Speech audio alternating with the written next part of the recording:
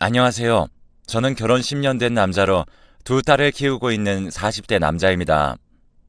아내가 자주 듣던 이곳에 사연을 보내게 된 것은 그동안 있었던 여러 가지 일들에 대해 말씀도 드리고 어떻게 하면 좋을지에 대한 조언을 구하기 위해서입니다.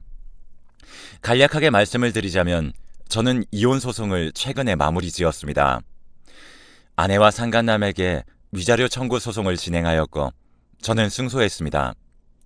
저의 긴 이야기 지금부터 시작하겠습니다. 저는 결혼을 하고 3년이 지나도록 아이가 생기지 않았어요. 저희 부부는 30대 중반에 결혼을 했기 때문에 그때 낳았어도 노산이라 걱정을 정말 많이 했습니다. 아내는 아이를 낳아 기르는 것을 간절히 원했기에 그 누구보다 임신을 하고 싶어 하는 마음이 간절했습니다. 그래서 저희는 임신을 위해 함께 노력했어요. 노력 끝에 드디어 첫째 아이가 생기게 되었고 그로부터 3년 후 둘째를 가지게 되었습니다. 두 딸이 태어나자 정말 하늘을 날아갈 것만 같은 기분을 느꼈어요. 하루가 다르게 무럭무럭 자라나는 귀여운 딸들로 인해 하루하루 열심히 일해서 아이들을 키워야지 하는 생각만 하며 열심히 일을 했죠. 어릴 적 가난했던 집안에서 태어나 하고 싶었던 것을 못했던 기억이 있었기에 저는 적어도 제 아이들이 하고 싶어 하는 것들은 모두 해주고 싶다는 생각을 가지고 있었습니다. 그래서 아내가 딸들의 교육을 위해 이사를 하자고 했을 때도 제가 출근이 멀어지는 상황이었지만 저도 아이들에게 좋은 환경을 제공해주고 싶어서 무리를 하여 큰 곳으로 집을 옮겼습니다. 그리고 그 동네에서 좋다고 소문이 나 있는 어린이집에 아이들이 다닐 수 있도록 환경 제공에 힘썼죠. 그렇게 처음 다니게 된 어린이집에서 만난 친구들과 선생님이 좋았는지 아이들의 얼굴에서 웃음이 사라지지 않았습니다. 소중한 두 딸이 기뻐하는 것을 보니 잘한 선택이구나 라는 생각을 했죠. 그러다가 아내는 장모님이 편찮으시다는 말에 친정에 다녀온다며 두 딸을 저에게 부탁했습니다. 저는 출퇴근이 비교적 자유로운 직업군이었기에 아이들의 등원과 하원을 하며 함께 아이들을 챙기고 있었어요. 하루는 등원을 위해 아파트 아래로 두 딸의 손을 잡고 이동했습니다. 딸들은 여자 선생님을 보더니 밝은 얼굴로 인사를 하고 차에 올라탔어요. 아이들이 좋아하는 것을 보니 잘해주는구나 생각했습니다.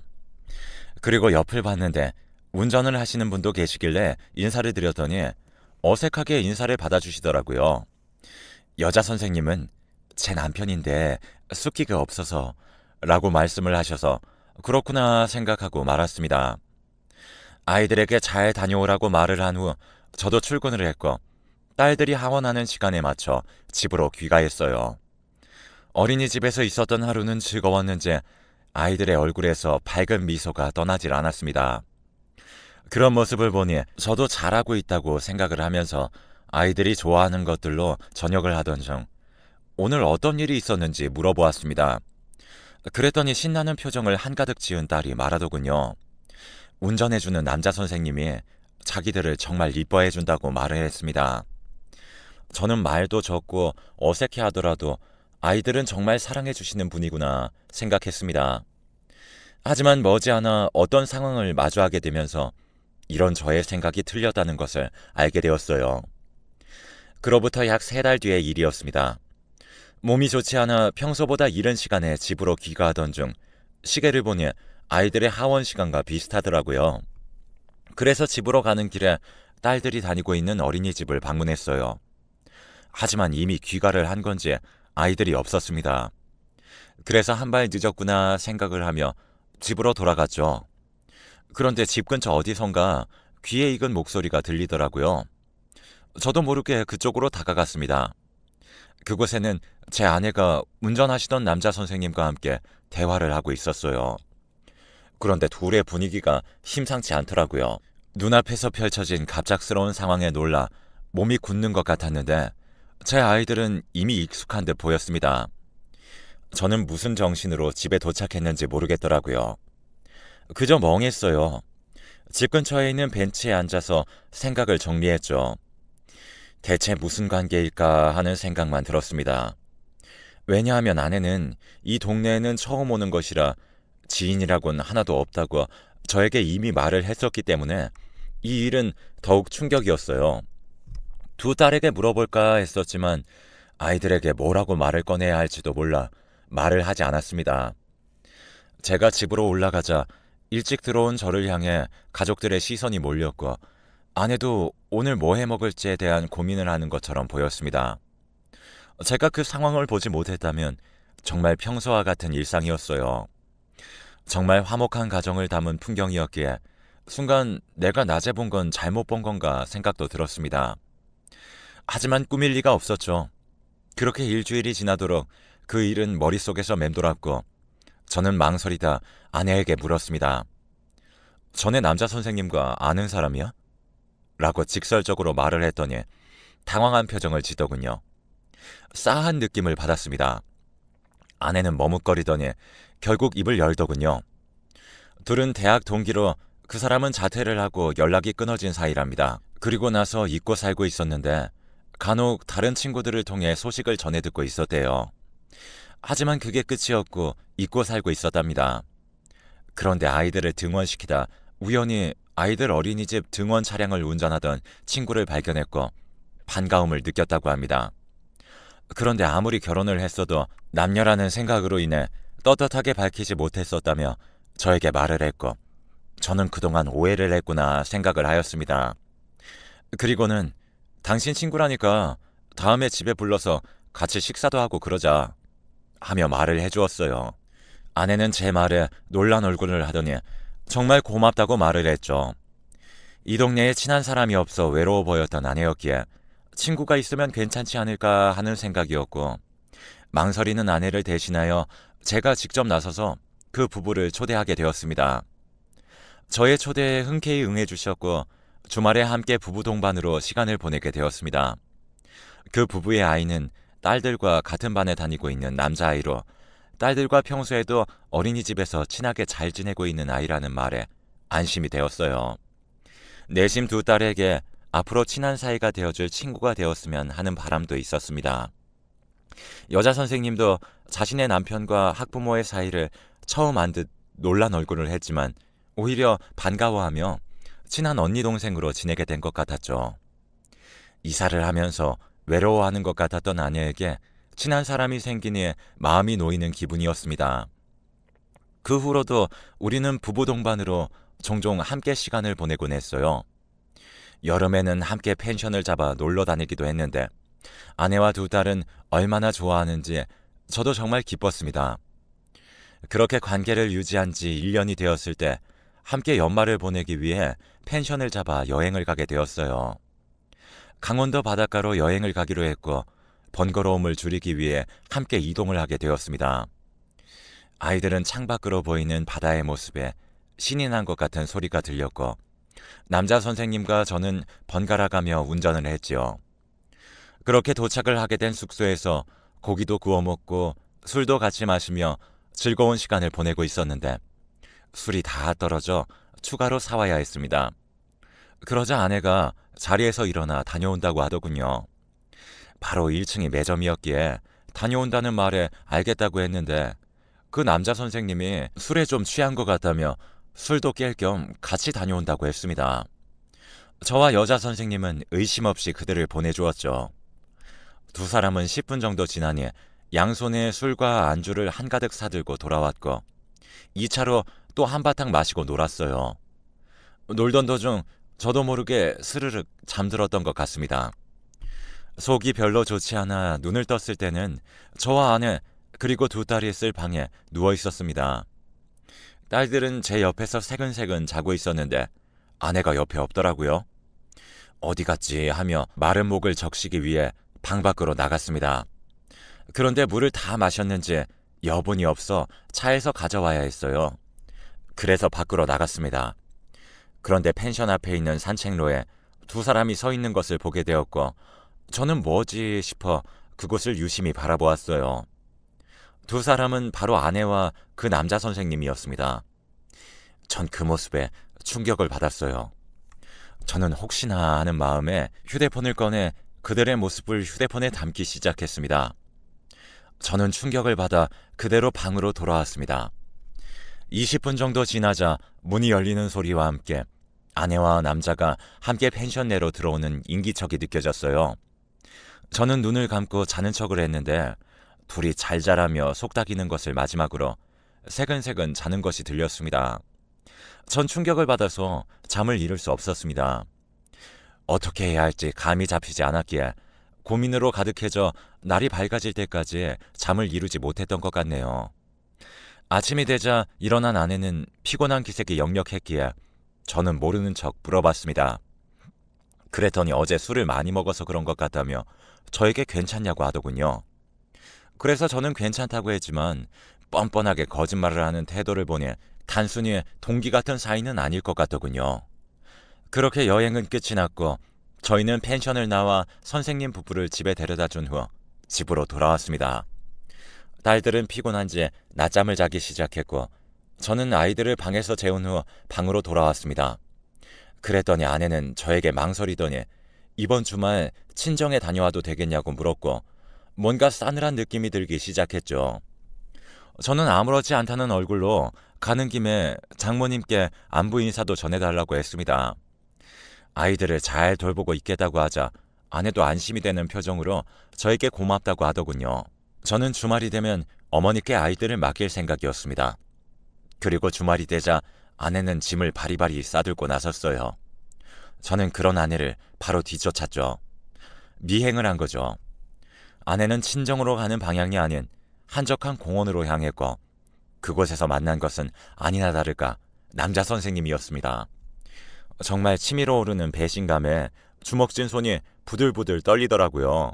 어떻게 10년이라는 세월을 함께 보냈는데 이럴 수 있나 생각하던 찰나 제 귀에 충격적인 대화가 들렸습니다.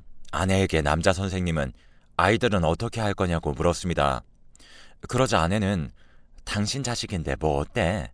라고 했어요. 그 말에 전 뒤통수를 맞은 듯 얼얼한 기분이 들었습니다.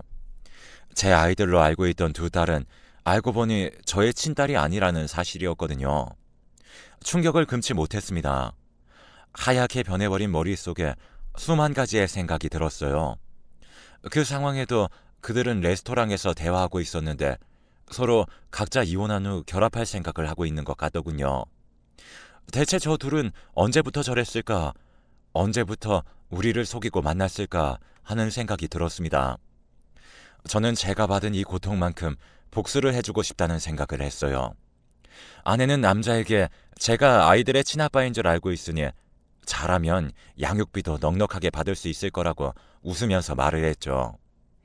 전 아내가 내뱉는 그 말까지 듣고 집으로 돌아갔습니다. 그리고 아이들의 머리카락을 하나씩 뽑아 유전자 검사를 의뢰하였어요. 저를 배신하겠다는 그녀의 생각을 잘 알고 있었기에 저도 대비를 하기 시작했죠. 유전자 검사 결과 그녀가 말한 것처럼 두 딸은 저와 친부모의 관계가 아니었습니다.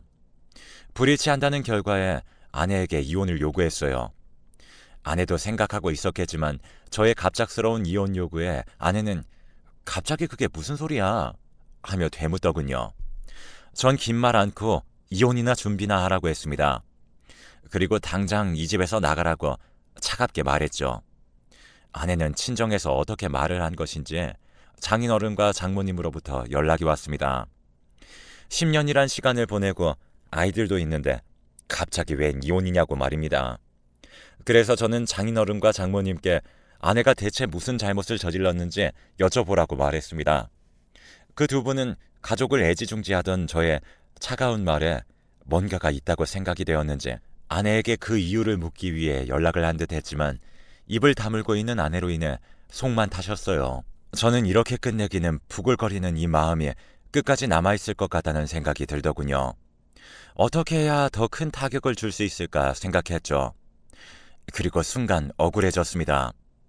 저와 아내의 가정은 파탄이 났는데 남자 선생님의 가정은 아닌 게 짜증이 났죠. 그래서 저와 같은 피해자인 여자 선생님을 찾아갔어요. 아이들이 없는데 어떻게 오셨냐는 질문에 저는 조용히 할 말이 있다고 했습니다. 그러면서 제가 찍은 사진과 영상 그리고 유전자 검사 기록을 건네드렸어요. 당연하게도 여자 선생님은 충격을 크게 받으셨죠. 믿고 있었던 남편의 모습에 매우 놀라신 듯 한동안 말을 하지 못했습니다. 충격으로 물든 얼굴과 어떻게 해야 할지 모르겠다는 복잡한 심경이 묻어나고 있어 오히려 죄송한 마음이 들었습니다. 하지만 서로의 배우자를 기만한 그 두 사람을 용서하고 싶지 않아 이렇게 밝힌다고 말을 했죠. 저와 여자 선생님은 이 둘을 대상으로 하여 이혼 소송은 물론 상간자 위자료 청구 소송을 진행했습니다. 이 과정에서 저는 애지중지했던 두 딸이 눈에 밟혔어요. 아무리 친딸이 아니더라도 그동안 함께한 시간이 있었기에 가슴이 정말 아팠던 것 같네요. 아내는 그런 저의 마음을 알고 있었는지 저에게 자식을 버리는 아빠라고 비난하더라고요. 아이들을 이용하려고 하는 아내의 모습에 전 데리고 와야겠다 생각했습니다. 그리고 아내는 제가 내민 서류를 보고는 말을 잇지 못했어요. 적나라한 증거로 인해 모든 게 들통났다는 것을 깨달은 아내는 저에게 무릎을 꿇고 용서를 바랐지만 저를 몇 년간 속여온 아내를 이제는 믿을 수 없다고 판단을 했기에 저는 외면했습니다. 그리고 아이들에게 미안한 마음을 가지라고 말했죠. 이렇게 된 김에 장인어른과 장모님을 찾아뵈어 지금까지 있었던 일들에 대해 말씀을 드렸더니 자신의 딸이 그런 짓을 했다는 사실에 충격을 받으신 얼굴을 하셨습니다.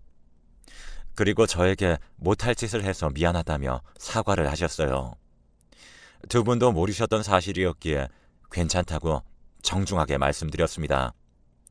그 두 분에게는 잘못이 없다고 생각했기에 아내를 상대로 소송을 제기하더라도 이해를 해달라 말씀드렸고요. 그 두 분께서도 이런 딸의 행동에 처벌은 당연하다고 말씀을 하셨고 자신들은 뒤로 물러서겠다고 말씀하셨습니다. 감사하면서도 죄송한 마음이 들어 인사를 드리고 나왔죠. 그리고 저희 부모님께도 찾아가 이혼한다고 말씀드렸어요. 부모님도 저의 갑작스러운 이혼 소식에 당황한 얼굴을 하셨지만 이야기를 들으시고는 이혼을 하라고 하셨어요. 다만 두 아이가 걸리시는 듯한 얼굴을 하셨고 저는 여건이 안 된다면 아이들은 데려올 생각이라고 했습니다. 아마 새로운 사람을 만나 새 출발을 한다는 것이 두려웠기 때문이 아닐까 생각합니다. 그리고 이미 저에게는 친자식이나 마찬가지라는 그런 생각을 전부터 하고 있었습니다. 저의 말에 부모님도 알겠다고 하셨고 아이들을 봐주셨죠. 도저히 그 어린이집에는 보낼 수 없었습니다. 이혼 소송 준비하면서 6개월이라는 시간이 지났습니다. 결혼은 쉬운데 이혼은 왜 이렇게 힘든가 하는 생각이 들더라고요. 일단 아내와의 이혼 소송이 진행되었고 그 전부터 이혼 소송 전문 변호사와 함께 준비했기 때문에 수월하게 소송을 진행할 수 있었습니다. 중간에 아내는 저에게 불임이라 그런 것이 아니냐고 화를 냈으나 그것이 이런 아내의 행동을 정당화해주지 않기 때문에 오히려 황당한 마음이 들더군요. 아내에게 아이들의 양육권은 물론 양육비와 위자료를 받고 이혼하는 판결을 받자 홀가분한 기분이 들었고 아내는 저를 향해 황망한 표정을 지었습니다. 아이들을 만날 권리는 아내에게 있었지만 그 외에는 접근하지 말라고 미리 말했습니다. 다만 할머니 할아버지인 전 장인어른과 장모님을 가끔 찾아뵈려고 생각하고 있습니다. 그리고 난 후 상간남을 대상으로 손해배상 위자료 청구를 요청했어요. 그 남자는 이미 여자 선생님과의 이혼을 한 상태였기에 해탈한 얼굴로 모든 것을 인정해서 소송을 쉽게 마무리 지을 수 있었습니다. 아이들은 지금까지도 전 아내를 찾곤 해요. 아이들에게 상처가 될까 싶어 말을 돌리고 있는 상황입니다. 적어도 나이가 중고등학생만 되었어도 설명을 했겠지만 아직 어린 아이들이기에 어떻게 말을 해야 할지 모르겠네요. 대신 그 여자 선생님과 아들은 종종 만나며 함께 시간을 보내고 있습니다.